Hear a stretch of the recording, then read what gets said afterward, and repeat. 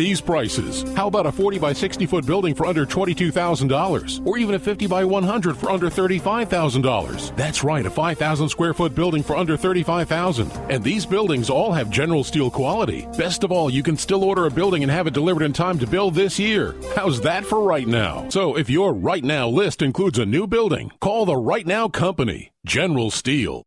800-398-8309. 800-398-8309. 800-398-8309. That's 800-398-8309. Hey everybody, Gavin Mitchell from The Gavin Mitchell Show here. Of course you can find our show every week on our flagship station, News and Information, 570 AM KLIF, but sometimes once a week just isn't enough. I would encourage you to go out to our website, www.thegavinmitchellshow.com, and there you'll find a plethora of information about the show, including archived episodes of our daily podcast. You'll find a blog written by me and other conservative writers, and entertaining videos that are available with the Gavin Mitchell Experience. I would encourage you to follow us on Twitter at The GM Show. We are on Facebook, facebook.com/The Gavin Mitchell Show. And of course, we are on our flagship station for the internet, conservativeradionetwork.com, with the most talented conservative podcasters in the country. So be sure to tune in Saturdays at 8 p.m. right here on News and Information 570 AM KLIF, or through the week at conservativeradionetwork.com or www.thegavinmitchellshow.com. Hi, this is John B. Wells. It's a big world out there, and an even bigger universe. So, what interests you? From the conventional to the conspiratorial, from the wonderful to the weird, from the sublime to the silly, we'll talk about all of it, and between all of us, we'll get a glimpse of the truth. Be on board ARC Midnight, this Saturday night at 10 on 570 KLIF. They really on.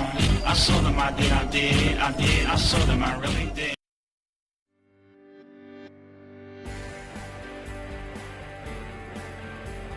The Texas Strangers are back with your hosts David Carson and Ryan Gano. All right, welcome back. We're going to talk a little fantasy football. Now, you're not going to get very much out of me from this segment because we're going to pry it out of you, Dave. Okay, go ahead. Let's go ahead and pry it out of me. Give me your top 3 reasons why you don't play fantasy football. Well, number one is that I don't think it's any skill involved in it. It's all luck. There's a little bit of skill. It's mostly luck. I'll put it that way. Mostly luck, but there is a little bit of skill involved. Dave, have you ever put a coin in a slot machine? Yeah. Do you enjoy putting coins in slot machines? No. Do you ever play blackjack? Yes. Do you enjoy playing blackjack? Not really. So you just don't like to gamble at all? Well, see, if we're going to play cards, we're going to play Texas Hold'em poker. What you don't want to play with, but that, I mean, that's what? That's probably what, 50% skill, 50%? Well, there's a chance. There's a chance you can lie your way out of it, right? Right. There's a chance bluff. I can bluff my way out of it. Okay. There's no skill involved. There's no chance. I mean, if you're going through your draft, okay, and one thing comes to another, because let's look at it. Okay, was that 10, 12? What leagues how many people are in your leagues? Depends. It could be 8, 10, 12. I know it's 8, 10, and 12. I'm in a lot of leagues, and you know this, so I think 12 is usually the standard. Is there a 14? There are 14 teams. Yes. There can be a 16-team league, and that is insane. It is some weak players on your roster towards the last round. You're getting like third-string running backs and fourth-string receivers as your starters. And what is, because I really don't know, okay? Right. So what is the average that most people play? Like leagues or amount of people? Anywhere leagues. Between, it doesn't matter. Leagues. Between 10 or 12 is probably the most common. Okay. 10 would be like, we couldn't find the other 2 people to fill our league, so we went to 10, is usually what happens. Okay, so let's say we have a 12-man league. Okay? All right, I'm in. Okay, so you get through the first round. All right? I'm going to say a quarter of those players that you drafted don't make it past week 1 or 2. A quarter in the first round? A quarter. That's 12 picks. I would say once you're through the first round, I would say there's probably one person that doesn't see the end of the season in the first round. Oh yeah, maybe 2. I would say 3. True. I'm saying 3 or 4. No, that's way too high. I like, as someone who plays a lot of fantasy football. Well, the reason why I say that is because the people that I talk to that play fantasy football, like, oh, my first pick, he got hurt, and my second pick, he's that's down where your also. skill comes in trying to replace him. and your ability to be up at 4 a.m. when the waiver wire rolls over. Yes. Okay. Really comes in at 4 a.m. Yeah. I mean, you you're can- that you can die- preset you're, it. You you're can that claim die- them before. No, my dad is, though. My dad You're will that be up. die hard to wake up at 4 in the morning. No, you can set it because usually there's a waiver order based on your standings and stuff. And so you're going to get who you're going to get. But if people don't put in their waiver claim, you jump them. So Okay. Very true. I will say, okay, so here's my rebuttal to you, is in I'm trying something new this year, and it is called a Dynasty League. See, now when you brought this up to me a couple weeks ago, wasn't it? Yeah, it was a while ago, And- maybe a month. And the more I thought about it, that's more intriguing.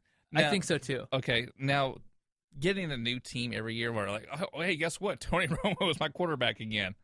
Duh, you've always picked Tony Romo. Now what is a dynasty league? I've never done that. Okay, before. so a Dynasty League is a franchise. Like, you draft one Like major Madden, draft. pretty much. Right. Okay, so there's 12 of us, and we'll each draft a regular fantasy football draft, right? But there's a This year. this year, and Okay. there's a precedent set on picking like mid-level young talent, right? Mm-hmm. Because if you take Adrian Peterson, he might only be good this year, or maybe not even. Mm-hmm. And you have everyone on your roster every year. So you keep your players.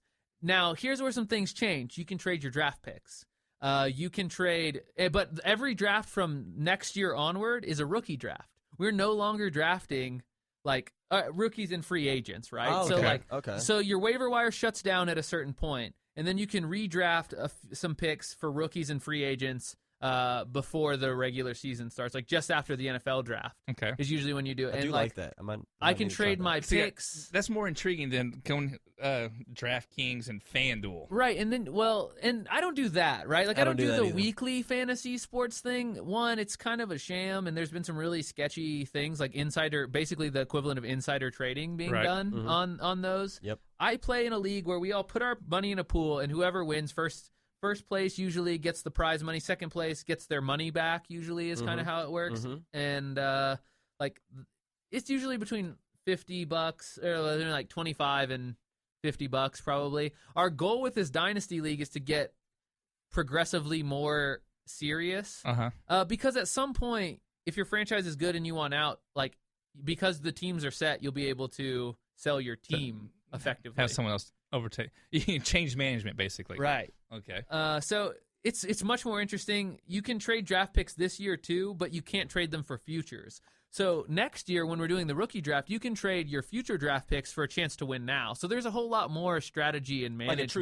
Like a true GM. Okay. And so I could trade next year. I could trade, my first round pick, because let's say I'm going number 1.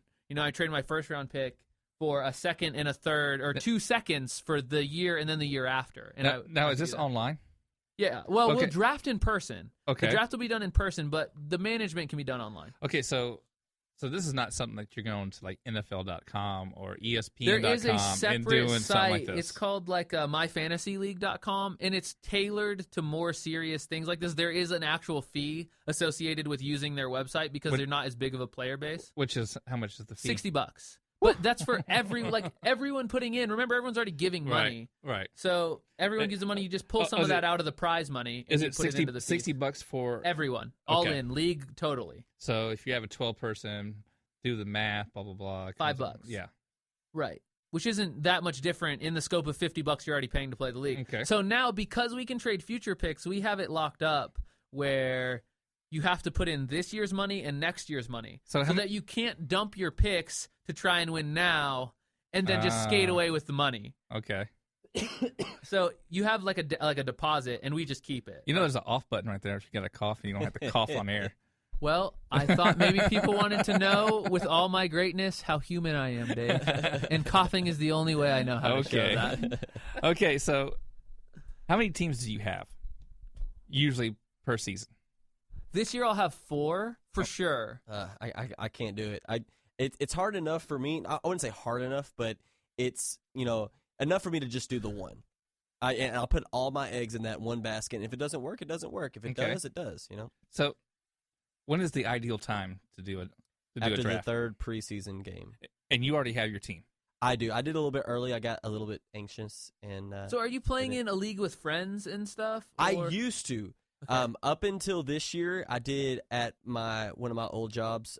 We did a work league together. Okay. But I'm not currently working at that job. So I just went on ESPN and picked a random league and drafted with them. But here's the thing: is now there's probably gonna be like 2 of those people who don't end up playing at some point in the year. Very true. And you won't get the full competitive advantage of and playing that's the thing fantasy too. football. When it gets later in the year, and let's say your team's only won like 2 games this year, whatever. People start setting their lineup. Yeah, and people start setting the lineup. They want to trade all of their good players to good teams, and it just ruins the whole thing. Right now, I'm doing this guy. I have 2 thumbs pointing at this guy right here because I did play fantasy football last year. I got sucked in to the stupid league. My friend, he actually listens to the show, Jason Drosty, up in St. Louis, Missouri. Shout out. No, excuse me, he delivers mail in St. Louis, Missouri, but he lives in Alton, Illinois. So I had to play in this old people knowledge, right? So the name of my team, I forget what the original name was, but it was so horrible that I named it "Playing for Last Place." I mean, my goal was last place. I didn't come in last place. I came in like second or third to last place, but I really didn't care anymore. So in the Dynasty League, we do have some things that help mitigate people's disinterest towards the end of the season. So what we do is you play the top 4 go to the playoffs, right? And they duke it out. Okay. Winner gets money, second place gets their money back, like we said before. But here's how the draft thing works. Usually it goes, worst to first. Uh-huh. But what we do is you play out the top 4 play the playoffs. The bottom team also play a playoff bracket. And the winner of the losers bracket gets to draft the first pick. Not the other way, so that there is still a reason to play at the end of the season. So the best loser gets the number 1 pick. Best loser gets the number 1 pick. It prevents people from just going like, I hate this, I'm taking the number 1 pick, have all this stuff. That's a good idea, too. And there is some power in us to veto trades if they are going to ruin a season. If someone's giving the guy Adrian Peterson and Tom Brady for a kicker and formerly Calvin Johnson, for a kicker, clearly it's not going to be fair to the league and it should be vetoed. And like I said, the Dynasty League, you can decide when you're going to try and aim for your championship. Right. You might not have a team that's going to win this year. But the team that wins this year might not be good for a few years. So if I draft kind of intelligently and I take some like younger, 3-4 year veteran players, and they're good for 3 or 4 more years, right, I could have a dynasty, right? Which is the point. See, and that's the part that that's my disconnect right there. So you get into, let's say, week 4 of the preseason, who's hurt, who's good, who's not, so on and so forth. You know who not to take, who to take. Somewhat. Allegedly. Yes, somewhat, So you know that you're not going to pick the guy that's on the injury reserve list and that's not going to play anymore throughout, which Brad might have on his team right now. Because I actually don't. Not right now. Cross my fingers. Don't talk about it. It might happen. So, but anyway, getting into that,